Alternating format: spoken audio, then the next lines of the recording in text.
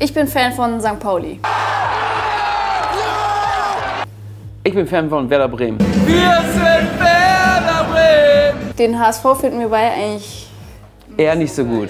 Aber wir haben uns überlegt, die nächsten Wochen versuchen wir es mal.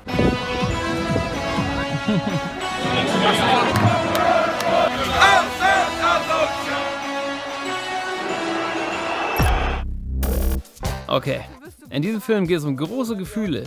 Sympathie, Liebe? Vielleicht. Aufbaubar mit Filmen. Haben wir das? Haben wir. Gut. Das Ding, wir gehen rein in den HSV.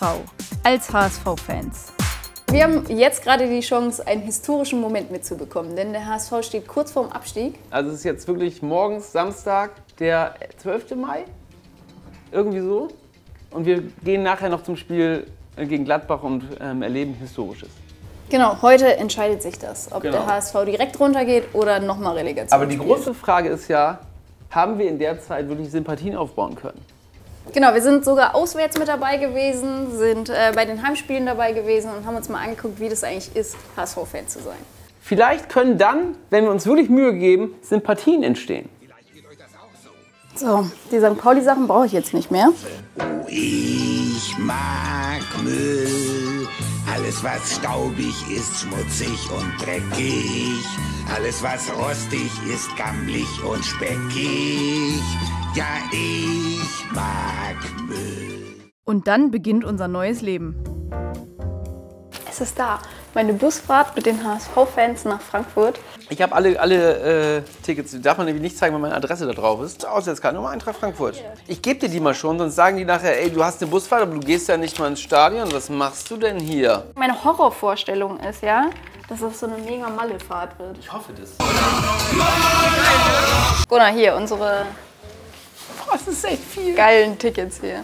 6 Spiele. Okay, gut. Dann würde ich sagen, gehen wir jetzt zum Training, ne? Trainingszeiten. Ja, Ja, gehen wir Trainingszeiten. gleich mal los. Auf geht's. Warte mal kurz, ich gucke mal eben nochmal HSV. Training. Damit wir auch noch ein bisschen Recherche zeigen. Wir sind zum Training gegangen, um mal die Stimmung der Fans so ein bisschen aufzugreifen. Wie geht's eigentlich gerade den Fans vom HSV? Zweitligabus schon rausgeholt. Ja, ich würde sagen, wir warten jetzt hier auf die Spieler, ne? Also es fühlt sich von Grund auf falsch an. Echt? Der HSV hat es bis jetzt immer geschafft, in der ersten Liga zu bleiben. Hoffnung ist noch da, ja. Die werden es immer weiter schaffen. Oh, jetzt kommt ein Eismann noch. Das ist ja viel spannender als der HSV. Den habe ich euch mitgebracht. Waldmeister. Ja? Ja? Ich sage jetzt mal so, wie das ist. Ich bin hier im Norden groß geworden und halte vermisse sehr viel vom HSV. Aber den Jungs geht das eigentlich zu gut. Das ist das Problem. Der Verein ist unser Verein und deswegen sind wir hier. Und auch noch in der zweiten Liga. Auch noch in der zweiten Liga. Und in der dritten. Und natürlich. Und in der vierten. Aber sicher, dann wird es günstiger. Oder film mich vor dem Fuß von Uwe Seeler jetzt. Darfst doch nicht da drauf gehen. Mein Gott. Vielleicht fragst du einfach nochmal bei der Pressestelle an, ob wir nochmal ins Museum dürfen. Ja. Ich mach das nicht. Ja, und beim ersten Spiel, da kann man ja nicht einfach in Werder Bremen Sachen oder in normalen Klamotten hingehen. Da braucht man ja vernünftige Ausrüstung. So, jetzt zeigen wir aber nochmal, dass du auch wirklich HSV-Supporter bist. Und wir kaufen uns jetzt mal hier einen Schal. Ja, ich will den rechten davon, den ganz rechts. Ja, den würde ich ja auch nehmen. Wieso das denn? Du kannst mir lieber hier die Hamburger Deren. Ja, komm, okay, dann Da nehme ich sind die Rauten noch sehr groß drauf. Dankeschön. Danke. Geil. Ist ja gar nicht warm oder so. Dankeschön. Geil. Für mich das absolute Maximum erreicht. Und das sind in jedem Fall, hurra, 10 Punkte. Premium. Wir haben uns sofort ins Getümmel gestürzt und sind in die Nordkurve. Ja, zu den Fans. Wir standen mittendrin. HSV!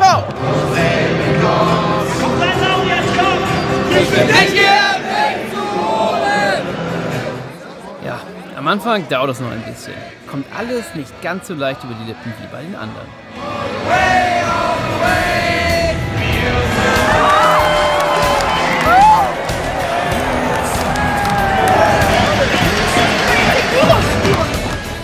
Spiel gegen Schalke geht's um alles. Wie immer eigentlich beim HSV. Aber diesmal klappt's.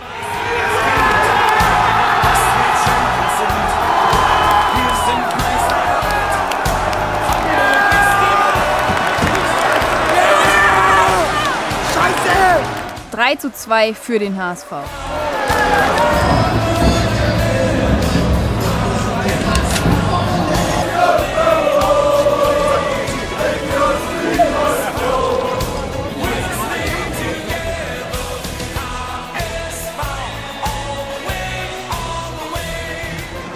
So, sag mal, dein erstes HSV-Spiel. Ja, also sie haben gewonnen und das auch verdient. Also da muss man sagen, Chapeau, haben echt gut gespielt. Und die Spiele davor haben sie alle scheiße gespielt, ne? Und dann kommt man da an, ist eigentlich noch Werder Bremen und St. Pauli-Fan und merkt dann, shit, wenn man selbst im Stadion ist, spielen die plötzlich gut. Wir waren quasi so ein bisschen Glücksbringer, ohne dass wir es wollten. Ja, und dann kam das zweite Spiel gegen Hoffenheim. Und das habe ich mir in der Kneipe angeguckt, weil Carla im Urlaub war und ich nicht allein nach Hoffenheim wollte. Urlaub? Ich musste arbeiten. Ich bin jetzt auf dem Weg zur Unabsteigbar und es regnet und es ist scheiß Wetter und ich habe überhaupt keinen Bock, gleich HSV zu gucken. Aber das dachte ich in meinem Herzen. Du wärmst mein Hals, mein erster feuchter Traum.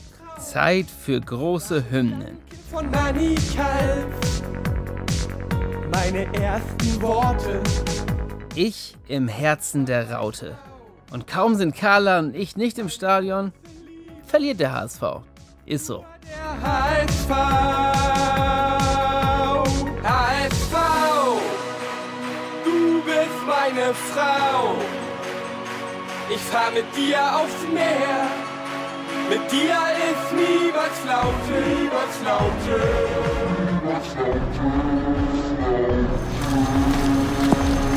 Scheiß Wetter, ey.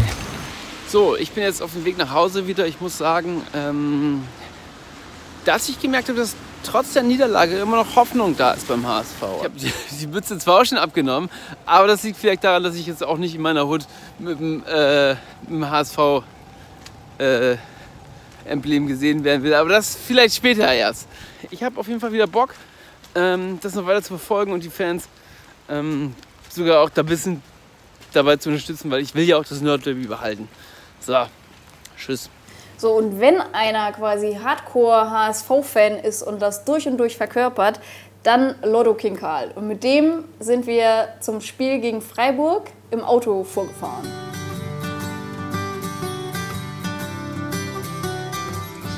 Jetzt kommt einer, stopp. Gibt es auch BMW mit Blinker? Serienmäßig gibt es nicht, ne? Heute ist der Samstag des nächsten Endspiels HSV gegen Freiburg. Wir fahren zum Volksparkstadion und hoffen, dass gewonnen wird. Dann haben wir noch eine kleine Chance. Wie ist denn im Moment, du stehst ja jeden Spieltag oder jedes Heimspiel da vorne auf deinem Turm und singst vorher. Merkst du da auch, dass die Stimmung sich in letzter Zeit gewandelt hat? Ja, sie ist wieder richtig massiv gut geworden. Man hat gemerkt, dass unter Christian Titz die Mannschaft wieder ein bisschen so spielt, dass sie die Leute ein bisschen mehr mitnimmt. Das kommt natürlich alles sehr spät. Jetzt kommen wir hier von einem im Bayern München Trikot rum. Siehst du, so weit ist es schon gekommen. Egal wie es jetzt ausgeht, ne, dass man vielleicht einfach ein bisschen mehr zusammenrückt, auch auf der sachlichen Ebene und nicht immer nur das nächste Argument sucht, was dann jetzt passiert. Ich glaube auch nicht, dass wenn der HSV absteigen sollte, dass damit klar ist, dass die Zweitligasaison im nächsten Jahr nur noch Platz 2 bis 18 ausspielt, weil 1 sowieso der HSV ist. Ich glaube, das muss man erstmal schaffen. HSV kann alles passieren. Ne? Es spielen 18 Leute in einer Liga, die können alle Erster werden, die können alle Letzter werden. Das muss man jetzt mal verinnerlichen und muss da vielleicht auch so ein bisschen was draus ziehen. Mahlzeit! Ich bringe den Nachfolger von Fiete Arp vorbei, der macht noch Kamera, aber der spielt ja nachher.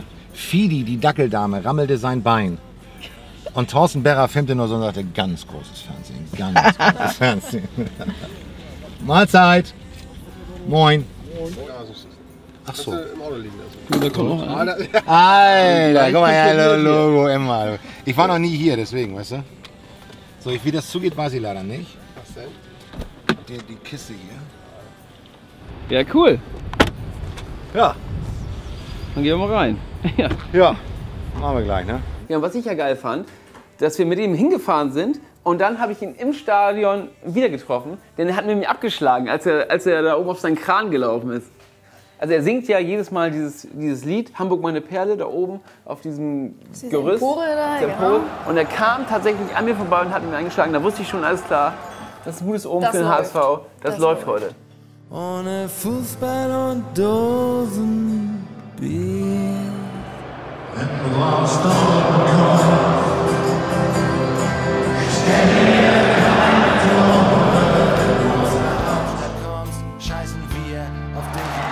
Und ganz ehrlich, wenn über 50.000 Leute singen, dann macht das was mit einem. Zumindest, wenn man nicht groß nachdenkt.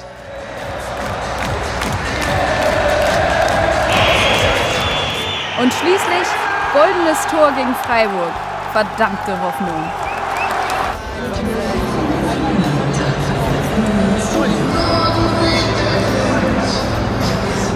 So, Spiel vorbei. Ja, Spiel vorbei. Wieder ein Heimsieg für den HSV. 5 Punkte auf dem Relegationsplatz. Schon wieder gewonnen. Also wir waren schon wieder auf einmal diejenigen, die da Glück reingebracht haben. Yeah. Immer wenn wir vor Ort waren, haben sie gewonnen. Also jetzt das zweite Mal. Zweite Mal hintereinander. Aus der Kneipe raus hat es nichts gebracht. Nee. Aber Das ist ja normal. Kneipe macht nichts. Ja. Aber im Stadion, da gewinnt der HSV mit uns. Lotto hat uns dann auch noch mit zurückgenommen und die Laune war natürlich prächtig. Ja, und es war ein bisschen wie eine Audienz vom König.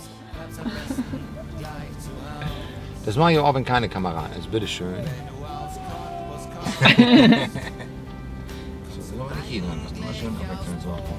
Er kommt doch wieder. Ja, auf jeden Fall, mein Lieber, hau rein. Bitte? Ich versuche, freeze kurz. Was? Ich freeze kurz. Wir lieben dich! Hau rein. Heute Abend dürfen Sie alle feiern, dürfen Sie sich ein bisschen freuen und morgen, je früher, desto besser, frisch ran ans Werk, nächstes Spiel. Und ein paar Dinge sind leichter geworden, aber nicht viele. Ja, cool. Dankeschön. Sehr gerne. Ja, und dann kam die Auswärtsfahrt nach Wolfsburg. Im ICE war noch alles super ruhig. Irgendwann zwischen Hannover und Wolfsburg stürmten tausende HSV-Fans in diesen Zug rein. Sie sollen nicht reinkommen. Und dann hatten wir das Glück, Plätze zu haben, dass neben uns oben auf der Lehne die Typen waren, die den ganzen Zug unterhalten haben und immer so Lieder angestimmt haben, immer gegen die Decke gehauen und Lieder angestimmt. Und irgendwann, da sitzen wir da ganz ruhig, in nicht mal HSV-Kluft, sondern ganz neutral sitzen wir da. Und dann zeigt der Typ auf mich und sagt, so, jetzt singst du mal, komm mal hier hoch. Und dann konnte sich überhaupt nicht gegen wehren. Ich habe erst gesagt, nee, danke. Doch, du kommst jetzt hier nach oben. Und dann konnte ich gar nicht anders, mich dann oben auf diese Lehne draufsetzen. Und dann fragte er mich doch tatsächlich, ja, welche HSV-Songs kennst du denn? Und ich sagte alle. Ich sagte alle. Und dann meinte er, ja, welches willst du denn singen? Und dann man kennt ja dieses 6-mal Deutscher Meister. Keine Ahnung, wie oft 3-mal Pokalsieger. Das war auch so ein Problem, dass ich nicht genau wusste, wie oft sind sie denn Pokalsieger. Und dann gewartet habe, bis sie gesungen haben 3-mal und dann mitgesungen haben. Aber das ist eine andere Geschichte. Auf jeden Fall war das dann so, dass ich dann da oben drauf saß, sagte er, ja, welches willst du denn singen? Und ich sagte, ja, dieses 6-mal Pokalsieger vielleicht, das könnte ich anbieten. Deutscher Meister, Mensch. Das 6-mal Deutscher Meister. Ja, das könnte ich anbieten. Und er sagte, nee, das haben wir doch gerade erst gesungen, sing mal was anderes. Und ich so, keine Ahnung. Dann sagte er zu mir, ja, sing doch, was Hamburg. Wer nicht hüpft, der ist ein Bremer, ja. Und was machst du denn da? Eigentlich willst du es nicht singen. Bremer, hey! Hey! Wer nicht hüpft, der ist ein Bremer, hey! Hey! Wer nicht hüpft, der ist ein Bremer. Das war wirklich ein genialer Moment. Und da habe ich mich noch gefreut. Da habe ich noch gefreut und dann musste ich auch noch. Ja, dann musste ich hoch. Okay, ich komm runter. Carla, komm du hoch, mach du mal jetzt. An jeder soll es wissen! An jeder soll es wissen! Soll es nicht schießen! Das ist sehr unangenehm. Ich wäre jetzt auch nicht gerne der Typ, der im Mittelpunkt steht, oder sowas. Was kenne ich von Auswärtsfahrten mit St. Pauli? Auswärtssieg! Auswärtssieg! Auswärtssieg! Auswärtssieg! So eine unangenehme Situation für mich, weil ich halt echt permanent Schiss hatte, dass Leute irgendwie wissen, dass ich das nicht so ernst meine. Aber man muss dazu immer noch sagen, ich fand, die Leute waren trotzdem cool. Noch in Wolfsburg haben die noch uns zugewunken und gesagt, ey Gunnar, hier. Und ich so, nee, ja, schön. Ich geh mal hier lang lieber. Und dann Akkordarbeit gegen Wolfsburg. Schuften fürs Überleben, auch als Fan übrigens. Aber am Ende ist es ganz einfach. Wir sind im Stadion. Sieg 3-1.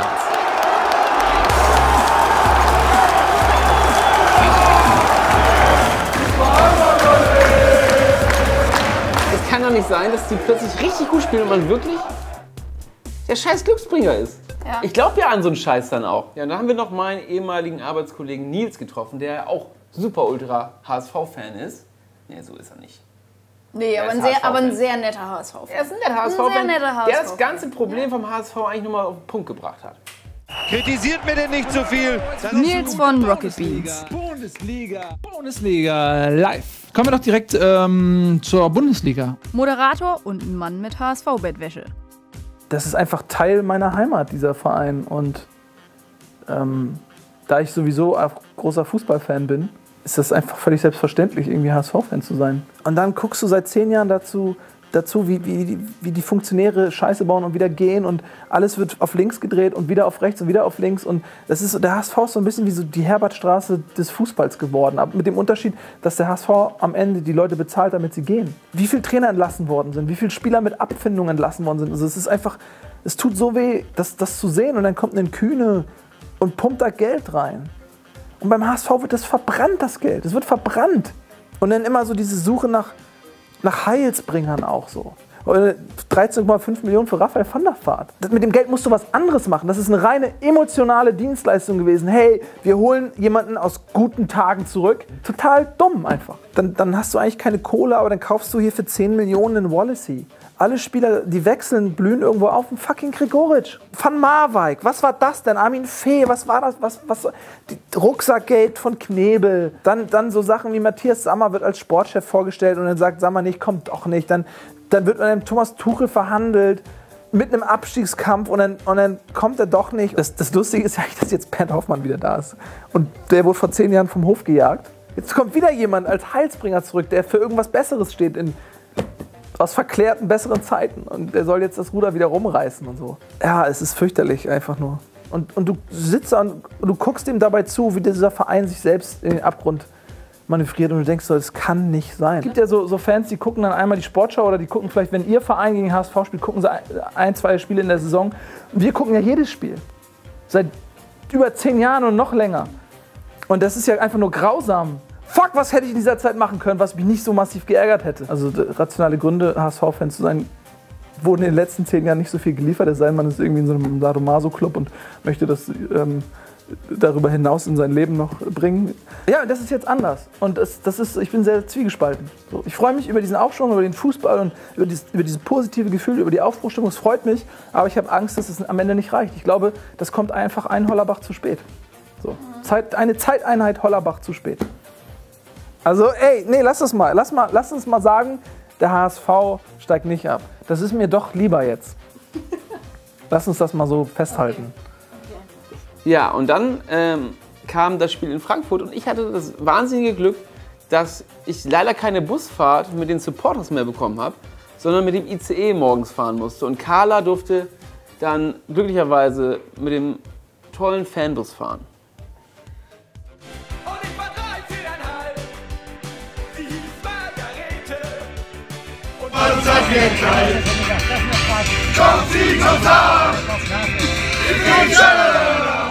Am Anfang war alles noch ganz locker und bei Gunnar entspannt.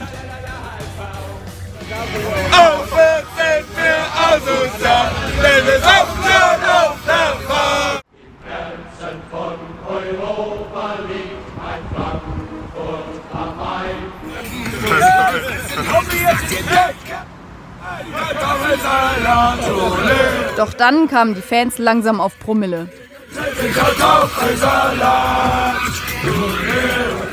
Aber Carla scheinbar keinen Bock hat, gehe ich jetzt allein ins Stadion, ist doch egal. Wir stehen jetzt lang hier vor dem Stadion. Frankfurt war dann die große Ernüchterung und eine gebrochene persönliche Bilanz. Niederlage, obwohl wir da sind. Wir und der HSV? Alles nur ein Strohfeuer?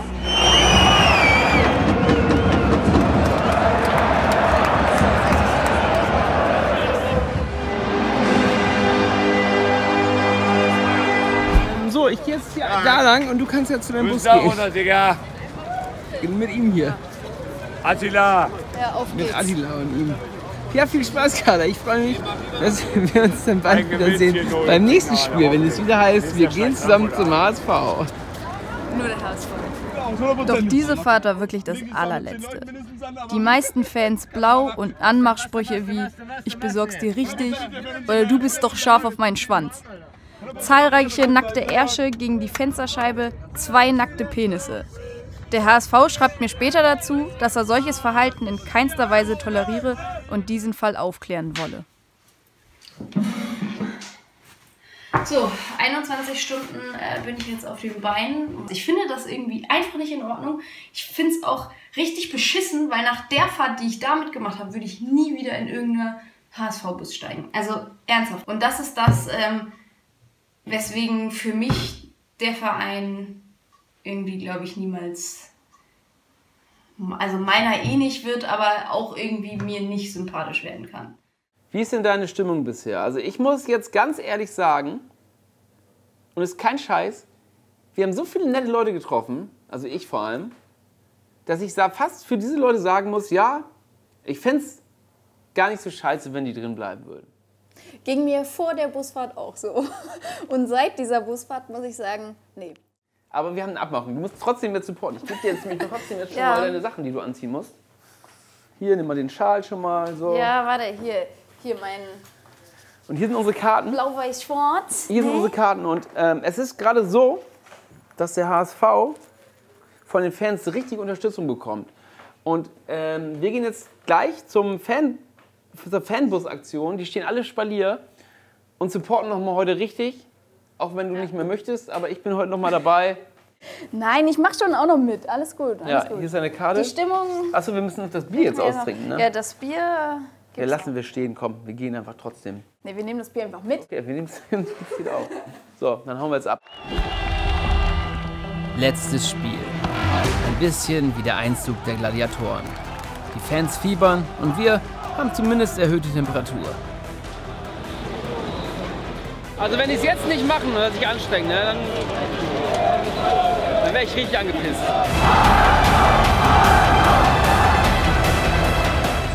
Irgendwie feiern wir dann dieses Spiel mit, weil man ja sowieso eher mit dem Außenseiter mitgeht.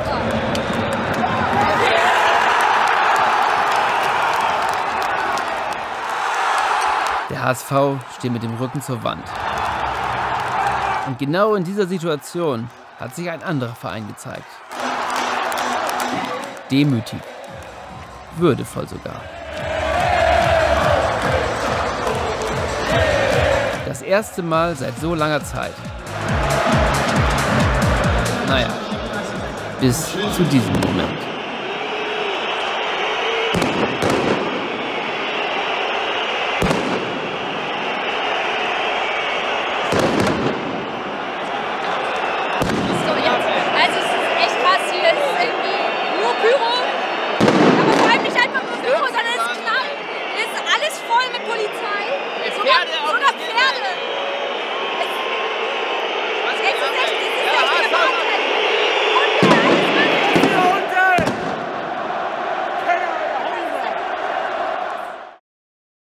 Keine Zeit für Urlaub, keine Blumen für die Frau,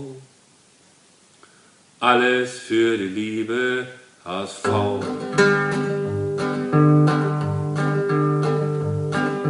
Zweimal verwitwet, viermal geschieden, niemals abgestiegen HSV.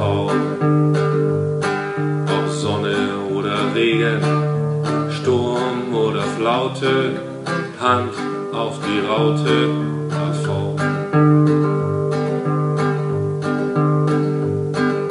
Seeler und Rubesch, Kals und Kevin Keegan, niemals abgestiegen, HSV. Nee, aber die Emotionen waren schon sehr intensiv und ich habe es mir mal härter vorgestellt. Ich glaube, jetzt sind wir endlich erlöst von dem ganzen Bösen nicht und können vielleicht neu anfangen. Nehmen wir das mal so einfach mal hin, wie es ist. Wir können es ja eh nicht ändern. Einmal HSV, immer HSV. Einfach haben wir immer hin. Ich möchte mal eins sagen. Ich bin stolz darauf, wie wir unsere Bundesliga abgestiegen haben. Ich bin ziemlich gefasst. Wir sind mit Anstand abgestiegen, das ist wichtig. Ja, und wenn man auf das Konzept, auf das Gestell kann man aufbauen, dann kommen wir nächstes Jahr wieder da hoch und dann funktioniert das wieder. Da sind wir wieder da.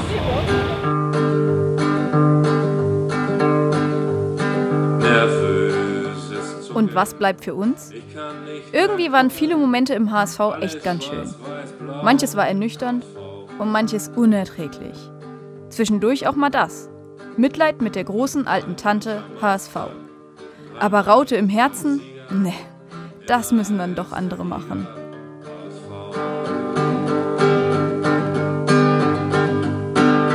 Fünfmal deutscher Meister, dreimal Pokalsieger, immer erste Liga, HSV.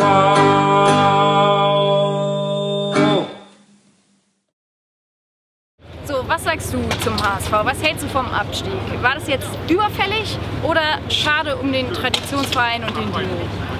Wenn dir die Reportage gefallen hat, dann abonniere uns auf jeden Fall. Und hier und da sind jeweils noch richtig geile Videos. Also alle Videos schauen und fleißig kommentieren. Danke.